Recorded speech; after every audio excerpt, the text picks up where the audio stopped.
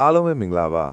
ကဲစကားမများပဲပုံမြင်လေးစားလိုက်ရအောင် ဖုန်ကြီးเจ้าနောက်ကတန်တကားရွာနားမှာအိုမင်းပြီးလူမနေတော့တဲ့ဖုန်ကြီးเจ้าတစ်ကြောင်ရှိတယ်ရွာသားတွေကညဆိုရင်အဲ့ဒီဘက်ကိုမတွားကြဘူးဘာကြောင့်လဲဆိုတော့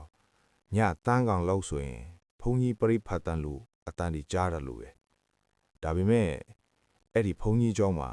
ဖုန်ကြီးမရှိတာနှစ်ပေါင်း20ကျော်ပြီလူငယ်3ယောက်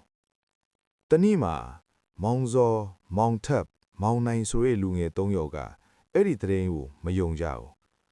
မောင်စောကပြောတယ်တရေဆိုတာမရှိဘူး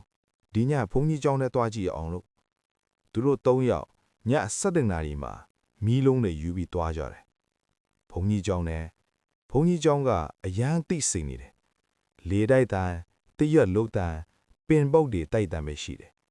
အိမ်အနောက်ဘက်မှာတန်တကားအဟောင်းကြီးတစ်ခုရှိတယ်ရွာသားတွေကအဲ့ဒီတကားကိုမဖွင့်ရဘူးလို့ပြောထားကြတယ်ဒါပေမဲ့မောင်စော်ကမယုံဘူးတကားဖွင့်လိုက်တဲ့အချိန်သူကတန်တကားကိုဖြည်းဖြည်းတွန်းလိုက်တယ် great တကားဖွင့်သွားတယ်အထဲမှာအမောင်မဲနေတယ်အဲ့ဒီအချိန်မှာအောက်ကနေတိတ်နေမထွက်နဲ့ဆိုတဲ့အတန်ကြားလာတယ်သူတို့3ယောက်အရန်အံ့ဩသွားတယ်မောင်နိုင်မီးလုံးထိုးကြည့်တယ်အခန်းအလယ်မှာဖုံးကြီးဝတ်ထားတဲ့လူတစ်ယောက်ထိုင်နေတယ်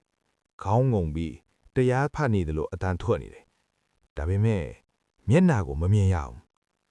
မောင်ထက်ကဖြည်းဖြည်းမေးတယ်ဖုံးဒီမှာဘာလို့ရှိလဲရုတ်တရက်ဖုံးကြီးကခေါင်းကိုတဖြည်းဖြည်းမြှောက်လိုက်တယ်မျက်နှာကအဖြူရောင်ဖြော့ဖြစ်နေတယ်မျက်လုံးတွေကအနီရောင်လင်းနေတယ်ပြီးတော့ပြောတယ်ဒီတကားကိုမဖွင့်ရဘူးအဲ့ဒီအချိန်မှာနောက်ကတကားဖုံးဆိုပြီးပိတ်သွားတယ်မောင်နိုင်ပြန်လှည့်ကြည့်တော့တကားကိုဖွင့်မရတော့ဘူးအခန်းထဲမှာလေတောင်မရှိပြီမဲ့မီးလုံးတွေတုံနေတယ်ဖုံးကြီးကဖြည်းဖြည်းထလာတယ်သူခြေထောက်တွေကမြေကိုမထိဘူးလူငယ်3ယောက်ကြောက်လန့်သွားတယ်မောင်စော်ပြေးထွက်ခြင်းပေမဲ့ခြေထောက်မလုံနိုင်တော့ဘူးဖုံးကြီးကအနီးကိုလာပြီးပြောတယ်ဒီနေရာမှာငါတို့တရားဖတ်နေတော့လူတွေကမီးရှို့ခဲ့တယ်ဒီဖုံးကြီးเจ้าမှာမကြွတ်သေးရဲ့ဝိညာဉ်တွေရှိနေတယ်အဲ့ဒီအချိန်မှာနောက်ကနေအတန်တွေအများကြီးကြားလာတယ်ပရိဖတ်တန်လူငိုတန်တရားခောက်တန်အခန်းထဲမှာအရေးအများကြီးပေါ်လာတယ်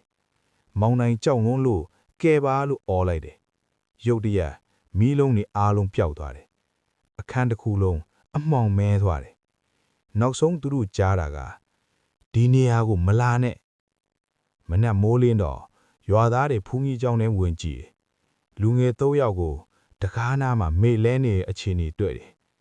သူတို့နိုးလာပြီးတခုပဲပြောတယ်တန်တကားကိုမဖွက်နဲ့အဲ့ဒီနေ့ကစပြီးရွာသားတွေကဖူးကြီးเจ้าနောက်ကတန်တကားကိုဘယ်သူမှမဖွင့်ရဲတော့ဒါပေမဲ့ည7:00နာရီရောက်တိုင်းအဲ့ဒီဘက်ကနေပရိဖတ်တန်တိတ်လေးကြားနေတတ်တယ်